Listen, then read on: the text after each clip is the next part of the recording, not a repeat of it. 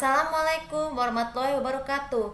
Kembali lagi dengan saya Saskia Fatunisa di channel YouTube aku Saskia Fatunisa dan episode Maderi. Kali ini Maderi ini sudah memasuki season kedua ya. Jadi ini akan menjelaskan tentang yang pertama adalah tentang merasakan sesuatu yang sudah lama dan baru disukai ya. Oh ya, jadi gini. Bagi kalian sebagai penyandang autistik yang merasa diri kita tuh bisa suka dengan apapun ya, dengan suka apapun, misalnya contoh kita biasanya suka merasakan ini bermain, melakukan fitness, mengagumi idola, berbelanja, terus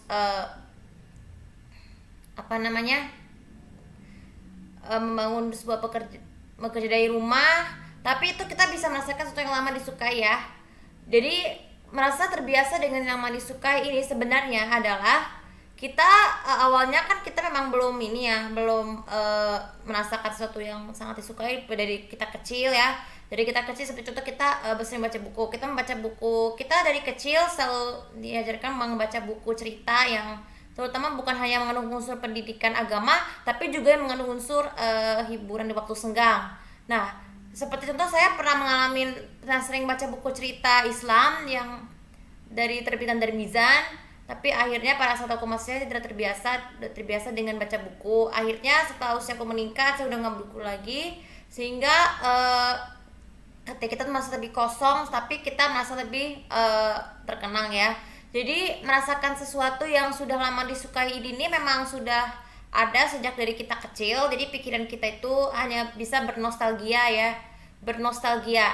Sedangkan bersikap tidak terbiasa dengan sesuatu yang baru sukai ini, maksudnya kita memang awalnya kan ini merasakan baru disukai itu udah lama banget. Misalnya seperti kita ngagumi idola baru yang di bidang masing-masing, kita bisa melihat bagaimana sih mereka bisa sukses mempertahankan karirnya sampai mereka sukses, dan terutama di ajang pada sebuah ajang anugerah tuh mereka bisa menang. Tapi waktu ketimpa masalah kita merasa tuh kita nggak terbiasa. Misalnya saya tuh mendengar kabar ada berita idola yang mengundurkan diri, tapi saya nggak sebutin, tapi nanti aja mengundurkan diri karena alasan bisa mendengar lewat sosial media dari berita-berita.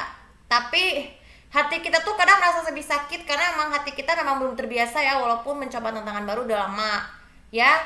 Jadi ini mengakibatkan kita tuh bersikap nggak terbiasa itu. Jadi bukan berarti nggak bersikap negatif gitu, kayak marah-marah, kayak merengek, kayak memaksakan kehendak orang lain, tapi kita merasa lebih ikhlas karena bisa mempertahankan hati yang sakit atau terluka di sini, tapi bukan sama orang lain ya, sama diri sendiri, karena kita merasa tuh tipe orang yang nggak terbiasa dengan sesuatu yang baru disukai ya. Bagaimana cara membedakannya? Cara membedakannya adalah kalau ketika bersikap biasa dengan sesuatu yang lama disukai itu, kita merasa senang dengan ini, sehingga bisa dijadikan bahan pekerjaan nanti di masa depan.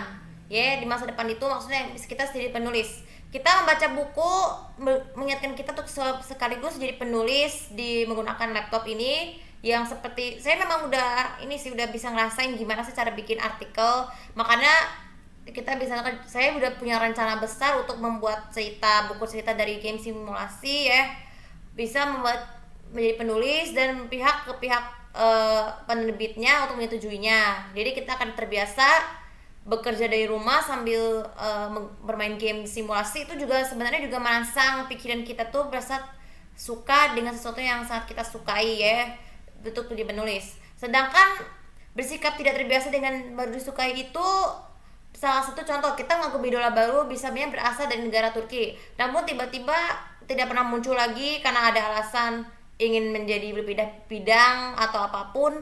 Tapi kita merasa kosong, jadi kita harus menahan diri kita dari sikap yang tidak terbiasa menjadi terbiasa, supaya nanti di waktu yang kedua kita bisa sukai.